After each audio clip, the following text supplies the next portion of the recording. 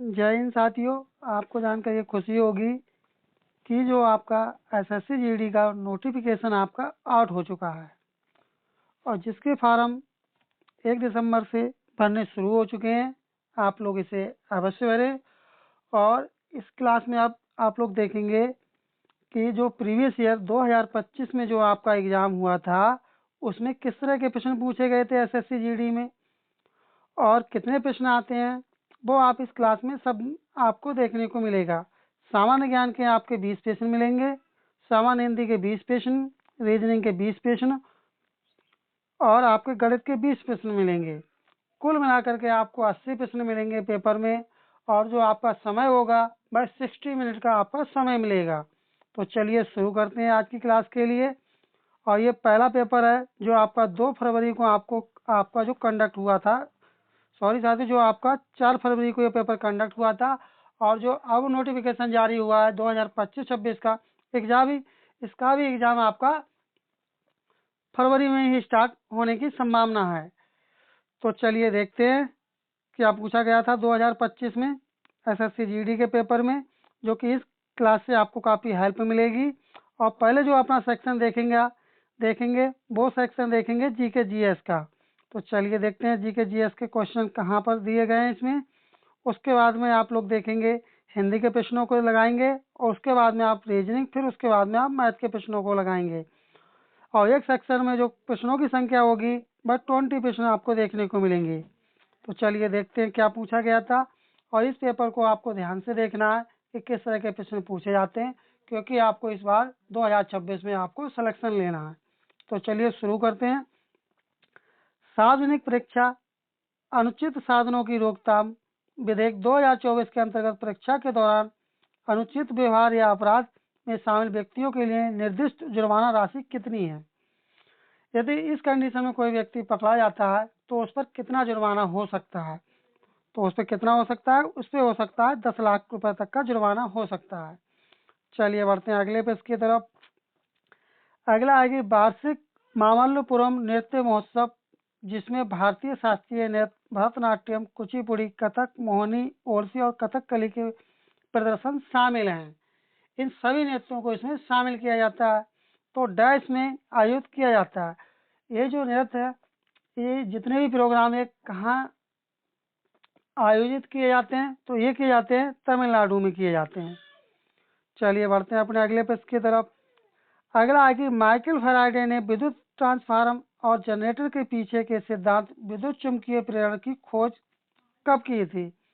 तो खोज पूछ ली गई है, तो ये की थी 1831 में इसकी खोज हुई थी। अगला प्रश्न पूछा गया है, पॉलिटी का प्रश्न है। भारतीय संविधान के भाग 3 में किसका उल्लेख किया गया है, तो आपको पता होगा ये किया गया है मौलिक अधिकार का। और जो आपका 2026 में जो आपका एसएससी जीडी का पेपर होगा, इसी बेस पर आपके लिए प्रश्न आपको देखने को मिलेंगे आपके पेपर में। तो चलिए बढ़ते हैं अपने अगले प्रश्न की तरफ। आप क्लास को पूरा देखें, क्योंकि इस क्लास से देखने के बाद में आपको इतना मोटिवेशन आ जाएगा कि आप आसानी से एग्जाम आप निकाल सकते हैं। चलिए अगला प्रश्न। 2 अक्टूबर 2022 को गांधी जयंती के रूप में महात्मा गांधी की डैश जयंती मनाई गई। तो ये जो जयंती थी वो कौन सी जयंती मनाई गई थी, यह 153वीं जयंती मनाई गई थी। किसकी? महात्मा गांधी की मनाई गई थी। चलिए अगला प्रश्न है कि पृथ्वी पर 2 सबसे अधिक वर्षा वाले स्थान कौन से हैं, जहां एक वर्ष में 1080 सेंटीमीटर से अधिक वर्षा होती है। तो ये स्थान है चेरापूंजी और माउसिनराम, 2 स्थान हैं। चलिए अगला प्रश्न है कि हरित क्रांति अर्थव्यवस्था के किस क्षेत्र से संबंधित है। तो आपका जवाब क्या होना चाहिए कि हरित क्रांति का संबंध किससे होगा, तो इसका संबंध हो जाएगा कृषि से।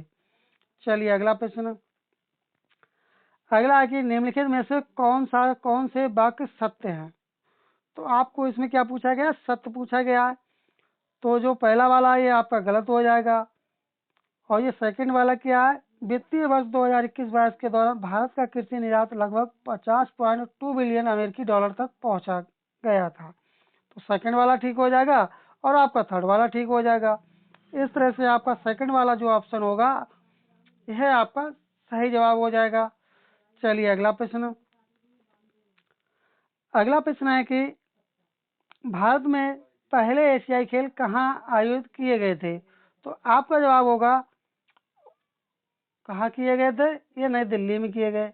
यदि आपसे पूछ ले किस सन में किए गए थे तो ये आपको याद रखनी चाहिए। तो ये किस सन में किए गए थे आप जरा कमेंट करके बताएं, इनका आयोजन किस सन में किया गया था।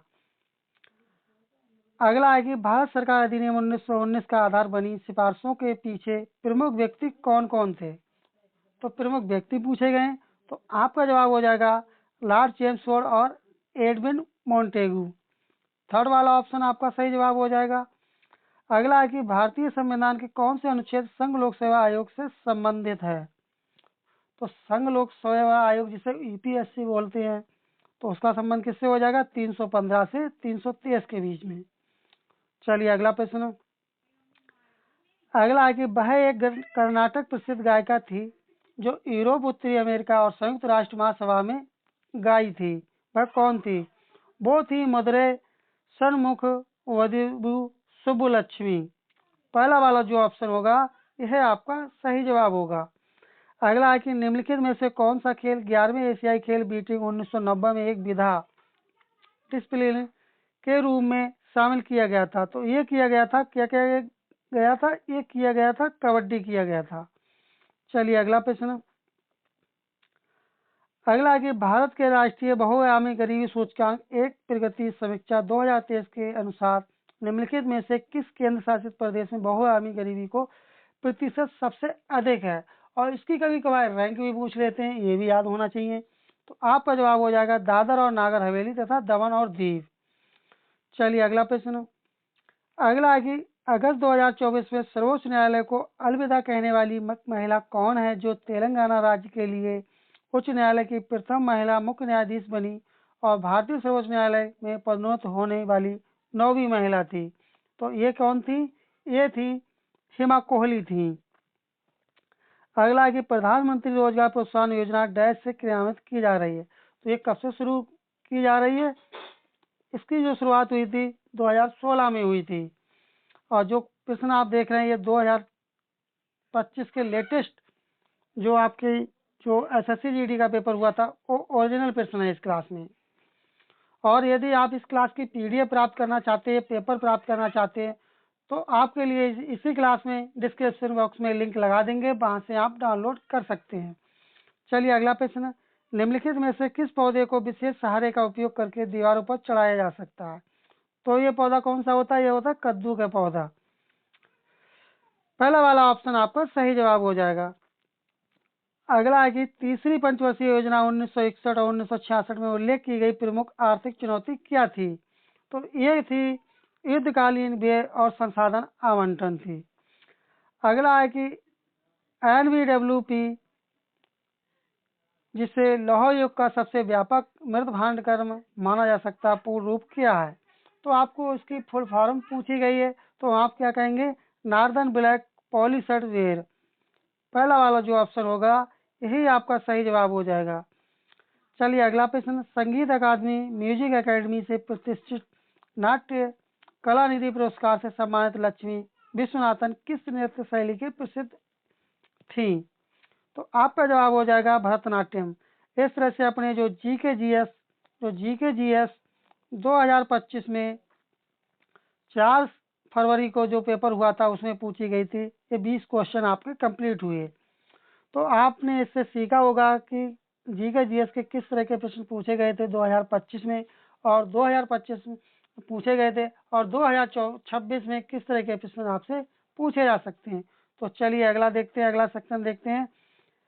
अगला सेक्शन जो आपका होगा वह आपका जीके जीएस का होगा।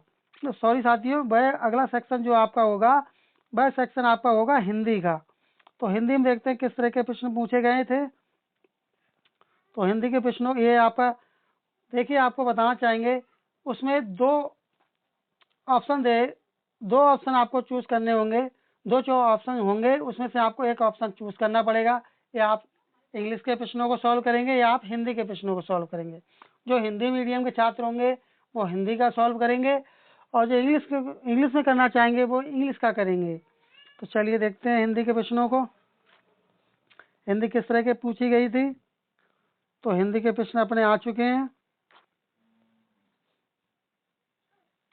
तो हिंदी के प्रश्न अपने ये आ चुके हैं। देखते हैं हिंदी के प्रश्न किस तरह के पूछे गए थे। तो देखिए हिंदी के प्रश्न में क्या पूछा गया था। हिंदी बहुत इजी आती है एसएससी जीडी में। आप सिलेबस आधारित आपके लिए यहाँ पर तैयारी कराई जाएगी, और वो भी आपके लिए इससे पहले जो एसएससी जीडी के आपके लिए पेपर कराए गए थे और क्लासेस आपको करवाई गई थी, उसमें से ए टू जेड क्वेश्चन आपको देखने को मिले होंगे पेपर में। तो चलिए देखते हैं। खिन्न का विलोम शब्द नीचे विकल्पों में से चुनिए। अब आपको इसमें क्या बताना, खिन्न का विलोम शब्द बताना। तो खिन्न का क्या हो जाएगा, प्रसन्न हो जाएगा। चलिए अगला देखते हैं। अगला है कि तोता उड़कर पेड़ की डैश। तो आपका इसका सही जवाब क्या हो जाएगा, फुनगी पर बैठ गया। किस पर बैठ गया, तोता उड़कर किस पर बैठ गया, फुनगी पर बैठ गया, जिसे कहते हैं डाल कह सकते हैं आप, डाल पर बैठ गया। चलिए अगला प्रश्न। अगला है कि किस पद पर त्रुटि है, पहचानिए। मेले में विद्यार्थियों की कई टोलियां थीं। तो आपका जवाब हो जाएगा टोलियां। तो यहाँ पर क्या होना चाहिए था, टोली होना चाहिए था। चलिए अगला प्रश्न। अगला है कि बहुवचन से संबंधित वाक्य है। तो आपका जवाब हो जाएगा प्रेम और हरि तुम्हारे मामा हैं। चलिए अगला प्रश्न। अगला है कि रिक्त स्थान की पूर्ति सार्थक निर्थक शब्द युग्म से करें। तो आपका जवाब हो जाएगा टेढ़े मेढ़े। चलिए अगला प्रश्न। अगला है कि विष्णु के लिए पर्यायवाची शब्द होगा। तो इसका पर्यायवाची शब्द हो जाएगा जनार्दन। चलिए अगला प्रश्न। अगला है कि विशेषण युक्त पद नहीं है। तो आपका जवाब हो जाएगा उत्तर चढ़ाव। चलिए अगला प्रश्न। अगला है कि मेरे परीक्षा में अच्छे अंक आए हैं, वाक्य में प्रयुक्त रेखांकित एक आरती शब्द के क्या हो जाएगा, गिनती के अंक। सेकेंड वाला ऑप्शन आपका सही जवाब हो जाएगा। चलिए अगला प्रश्न। अगला है कि अनन्या स्नेहा को पत्र लिख रही है, प्रेरणार्थक क्रिया का प्रयोग कर इस वाक्य को लिखिए। तो आप क्या लिखेंगे, अनन्या स्नेहा से पत्र लिखवाती है। पहला वाला ऑप्शन आपका सही जवाब हो जाएगा। चलिए अगला प्रश्न, क्वेश्चन नंबर 10 देखते हैं। निम्नलिखित में से उस विकल्प का चयन करें जिसमें उचित मुहावरे का प्रयोग नहीं किया गया है। तो आपका जवाब क्या होगा, तुमने मेरा इतना पैसा ले रखा है लेकिन मुझे देखते ही कन्नी चाटने लगते हो। चलिए अगला प्रश्न। अगला है कि 6 महीने का समय उपरोक्त वाक्यांश के लिए एक शब्द होगा। तो आप क्या कहेंगे, आप लोग कहेंगे क्षमाई कहेंगे। इसके लिए आप क्या कहेंगे, इसके लिए आप लोग कहेंगे क्षमाई कहेंगे। चलिए अगला प्रश्न। निम्नलिखित वाक्यांश हेतु सार्थक शब्द की पहचान करें जिसकी उपमा नहीं दी जा सके। तो इसका जवाब हो जाएगा आपका अनुपम, आप उसके लिए बोलते हैं। अगला है कि निम्नलिखित में से शुद्ध वाक्य का चयन कीजिए। अब आपको बताना है शुद्ध वाक्य क्या होगा। तो इसमें हो जाएगा आपका मेरे पास केवल एक घड़ी है। चलिए अगला प्रश्न। और आपका जो एसएससी जीडी 2026 में जो आपका पेपर होगा उसमें इसी तरह के प्रश्न आपको देखने को मिलेंगे। उसका नोटिफिकेशन आउट हो चुका है 1 दिसंबर को, जो कि 1 दिसंबर से ही आपके फॉर्म अप्लाई होने शुरू भी हो चुके हैं। आप फार्म को जल्दी भरें, कहीं आप ऐसे नहीं भरें कि लास्ट डेट में आप भरें तो उस समय क्या होता है, सर्वर प्रॉब्लम आ जाती है।